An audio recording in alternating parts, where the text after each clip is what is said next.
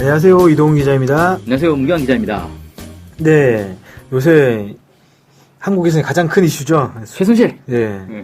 순실이 예.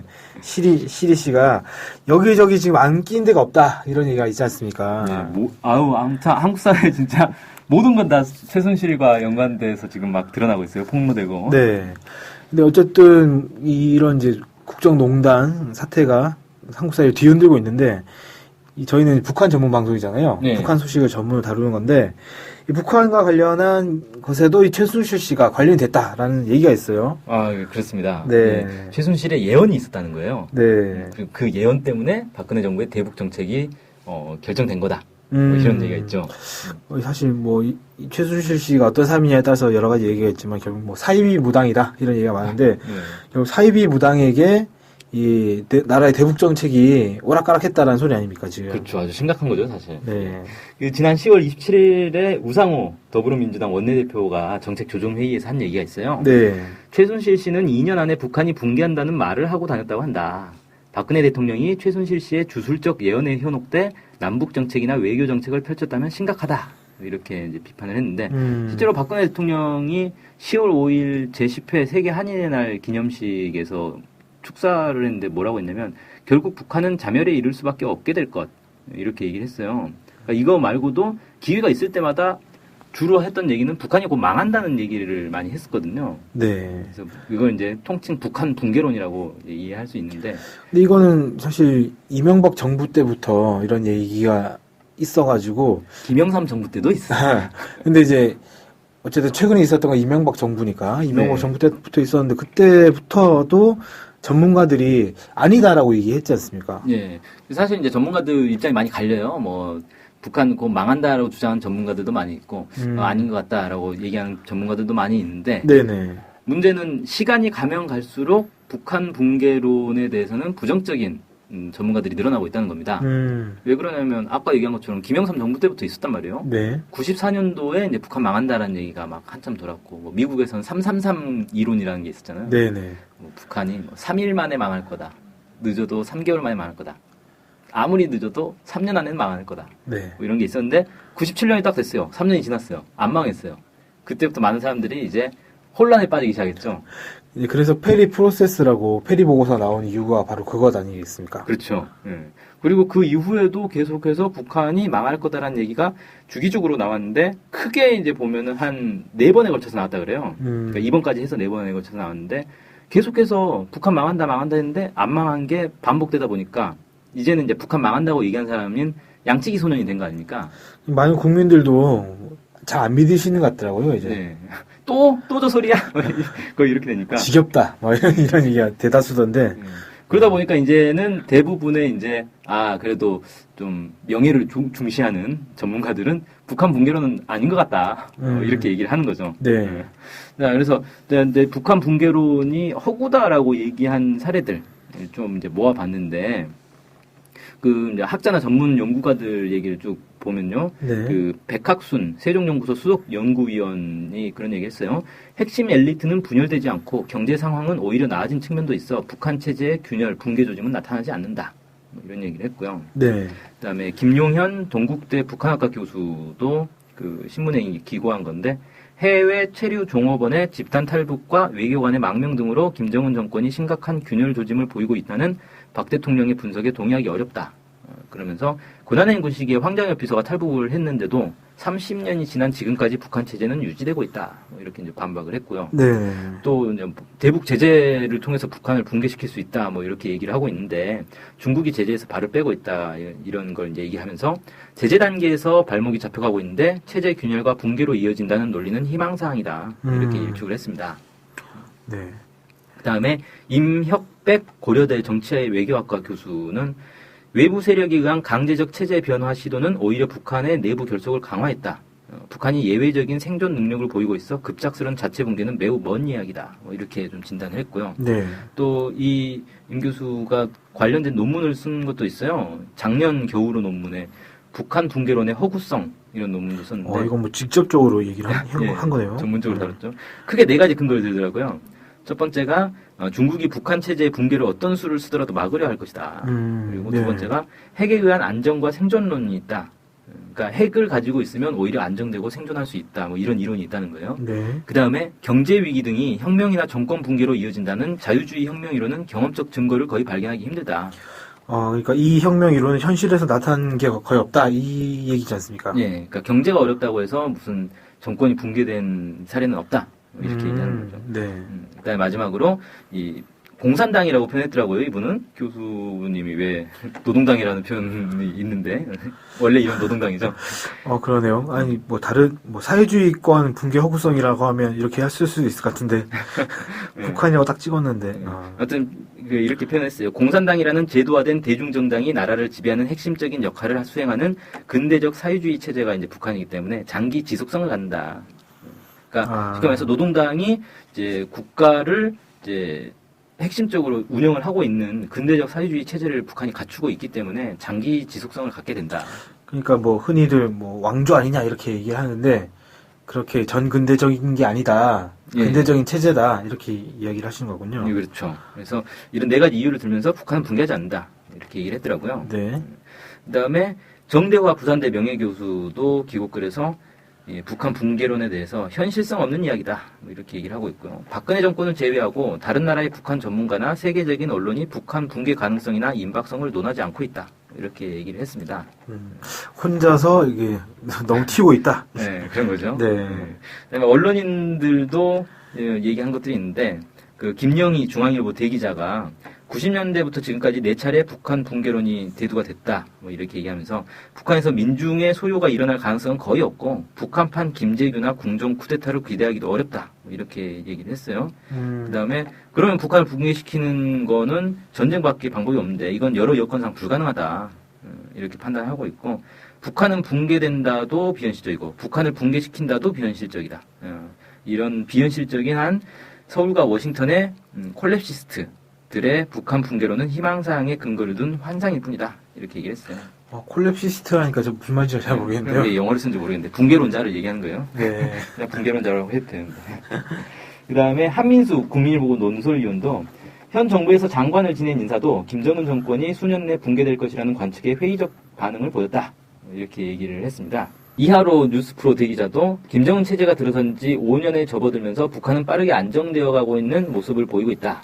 미국 정계에 정통한 한 소식통도 북한 붕괴설에 대한 미 정계 분위기에 대해 묻자 단호하게 희망사항이라고 부정했다. 서방 언론들도 북한 붕괴설을 보도하는 언론은 찾아보기 힘들다. 이렇게 얘기를 했네요. 그러니까 뭐 교수뿐만 아니라 언론 기자들도 붕괴론은 아닌 것 같다. 이렇게 얘기를 했다는 거고요. 네, 그렇습니다. 그다음에 뭐 또 많은 사람들이 그런 얘기했죠. 지난 8월 15일 광복절 대통령 경축사를 두고 정세현 전 통일부 장관도 이런 얘기를 했어요. 저런 발언은 북한의 붕괴를 전제로 한 것인데 최근 평양에서는 대동강 맥주 축제를 했다더라. 곧 붕괴할 나라에 그것도 수도에서 맥주 축제를 하겠냐. 뭐 이렇게 얘기를 했고요. 네. 정경화 남북 물류포럼 사무국장도 칼럼에서 북한 조기 붕괴론이 나를 설득시킬 만한 이렇다 할 근거를 제시하지 못하고 있다. 거의 모두 막연한 주장에 근거하고 있다. 뭐 이렇게 지적을 하면서 이런 배경에 대해서는 기본적으로 한국 사회에 북한 체제를 인정하고 싶지 않은 심리가 깊숙이 뿌리 박혀 있기 때문이다.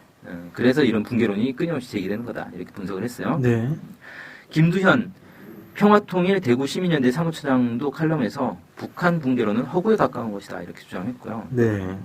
경제인들도 그런 얘기를 했다 그래요. 박용만 대한상공회의소 회장이 인터뷰에서 그동안 상의에서는 북한 급변 시나리오를 준비해왔는데 북한의 체제 불안을 전제로 한 기존의 시나리오 대신에 남북한 간 경제협력을 활성화하기 위한 대책이 필요하다. 이렇게 얘기를 하면서 북한 붕괴론엔 회의적인 입장을 보인 거죠. 이게 뭐 교수, 언론인, 그다음에 관계자들 이런 사람들 한국에 있는 그런 사람들 얘기를 봤는데 상당히 많은 사람들이 북한 붕괴론은 좀 희망사항일 뿐이다 이렇게 얘기를 하고 있는 것 같네요. 네. 해외에서도 이런 북한 붕괴론에 대해서 얘기한 게 있을 것 같거든요. 네, 몇 개만 좀 찾아봤는데 그 버엘벨 전 주한미군 사령관이죠. 미국의 소리 인터뷰에서 북한 정권의 붕괴 임박 전망에 대해 전적으로 동의하지 않는다. 중국이 국익을 위해 수십 년째 대북 현상 유지 정책을 고수하고 있어 내부 붕괴 가능성은 거의 없다. 중국의 정책이 바뀔 가능성도 적어 보인다. 이렇게 주장을 했습니다. 그다음에 존 메릴 전 미 국무부 정보조사국 동북아 팀장도 인터뷰에서 사람들은 북한이 결국 사라질 것으로 잘못 생각했다. 물론 이는 오산이었고 난 당시에도 이에 동의하지 않았다. 이렇게 자기는 발을 빼네요. 나는 반대야. 네, 아니라 그랬잖아. 그렇죠. 네. 그다음에 그레고리 토롤라야 러시아 과학 아카데미 경제연구원 동아시아 연구원장도 이제 기고글 해서 북한은 절대로 붕괴하지 않는다. 허망하십니까? 이런 제목의 기고를 했어요. 뭐 북한 붕괴론자들에게 던지는 말이군요. 네. 한반도 통일에 대한 전제 조건으로 북한의 붕괴 임박을 고려하는 시각이 지난 25년간 남한과 미국 정치계의 주류를 차지하고 있다. 근데 이건 잘못된 판단이다. 그것 때문에 지난 25년이 한반도 화합에 잃어버린 시대가 됐다. 이렇게 분석했습니다. 재밌네요. 25년 동안 북한 곧 망한다 하니까 25년 동안 안 망한 거네요. 네, 그렇죠. 벌써 이제 사반세기를 허비했다 이거죠. 네네. 그 다음에 작년 2월에 미국과 중국의 동북아 전문가 80여 명이 베이징에 모여서 비공개 토론회를 진행했다 그래요. 네. 근데 여기서도 중국 측 전문가들은 북한 붕괴론에 대해 가시적인 미래에 붕괴가 일어날 것으로 보이지 않는다. 뭐 이런 입장을 냈다고 합니다. 이렇게. 그러니까 뭐 전반적으로 다 그냥 붕괴하지 않을 것 같다라고 한 건데, 그럼 왜 박 대통령은 이렇게 붕괴론에 깊숙이 빠져가지고 얘기를 하는 걸까요? 네, 예언이 있으니까. 아무래도 그게 가장 큰 이유일까요? 정확하게 이유는 모르겠습니다만 아무튼. 근데 그러니까 박근혜 대통령뿐만 아니라 역대 정권들이 대체로는 북한은 곧 붕괴할 것이다, 혹은 붕괴를 해야 된다. 그런 이제 입장이 되게 강했어요. 네. 그리고 사실 이거는 김대중 노무현 정부 때도 물론 이제 차이는 있지만 근본적으로는 크게 다르진 않았습니다. 네. 그러니까 오히려 뭐 이런 거죠. 김대중 노무현 정부 때는 북한의 어떤 자본주의를 계속 불어 넣어주면 망하지 않겠느냐. 그러니까 교류 협력을 통해서 계속 자본주의식 문화를 도입시키자. 뭐 이런 거예요. 그러니까 햇볕 정책이라는 얘기가 그거잖아요. 네. 애초에 이제 햇볕 정책이 그 이소무화에서 나온 거죠. 그러니까 결국 외투를 벗겨야 되는데 강압으로 벗길 거냐, 따뜻하게 해서 벗길 거냐 이거 아닙니까? 그렇죠. 네. 그래서 이제 북한이 햇빛 정책이라는 표현에 대해서 상당히 거부감을 드러냈고, 그래서 대북 포용 정책이라고 이름을 바꿨어요. 네. 근데 요즘은 다시 또 햇볕 정책이라는 표현을 많이 쓰던데 왜 그런지 모르겠어요. 북에서 싫어해서 명칭을 바꿨는데 이제 싫어해도 된다는 건가 모르겠는데, 아무튼 그러니까 기본적으로 북한은 바뀌어야 되고 망해야 되고 붕괴해야 되고 이런 입장들을 꾸준히 계속 가져왔다는 거고, 거기에 대해서 이제 아까 제가 잠깐 이제 소개했던 것처럼 한국 사회에서는 북한 체제를 인정하고 싶지 않은 심리가 매우 강하다는 거죠. 그러다 보니까 그냥 망해야 되는 거예요, 당위적으로. 그렇죠. 뭐 과학적으로 이게 분석되는 게 아니라 망해야 돼 이렇게 생각하는 사람들이 많은 것 같더라고요. 네, 그렇죠. 그러니까 그런 시각으로 보니까 현실을 보면 망해야 되는데 망할 것 같은 조짐들이 막 보인단 말이에요. 탈북자가 나왔어. 망할 것 같아. 근데 사실 탈북자가 나온다고 망한 사례가 전 세계적으로 없거든요. 베트남 보세요. 베트남 전체 인구의 몇 퍼센트더라? 아무튼 꽤 많은 사람들이 보트피플로 빠져나갔어요. 안 망하잖아요. 그러니까 오히려 그 자본주의를 지향하는 사람들이 빠져나가면서 사회주의를 더 하기 쉽게 돼버렸죠. 역설인데요, 그건 약간. 뭐 한국도 이민자라든지 아니면 뭐 밀항을 통해서 일본으로 간 사람이라든지 상당히 많은 걸로 알고 있는데 뭐 어마어마하죠, 사실. 정확하게 숫자가 다 파악되지 않긴 하지만 상당히 많은 걸로 알고 있는데, 그렇게 치면 한국도 지금 진즉 망했죠. 네. 근데 그런 잣대로만 보면 정확하게 상황을 볼 수 없을 것 같거든요. 그렇죠. 네. 아무튼 뭐 최순실 씨가 진짜로 개입되었는지는 뭐 아직까지는 확실치 않지만 상당히 그런 개연성이 있는 것 같고, 이 사람 때문인지 모르지만 이 북한 붕괴론이나 이런 것들에 기대서 대북 정책이 짜여가지고 상당히 긴 시간 동안 현재 남북 관계가 얼어붙어서 그 여러 가지 피해를 주고 있다, 이런 이제 상황이 계속 이어지고 있는 것 같아요. 네. 하루라도 빨리 좀 남북 관계가 좋아져서 전쟁이 일어날 그런 두려움에서 우리 국민들이 하루빨리 좀 벗어날 수 있었으면 좋겠습니다. 네. 예. 오늘 고생하셨고요. 오늘 방송 여기서 마치겠습니다. 고맙습니다. 고맙습니다.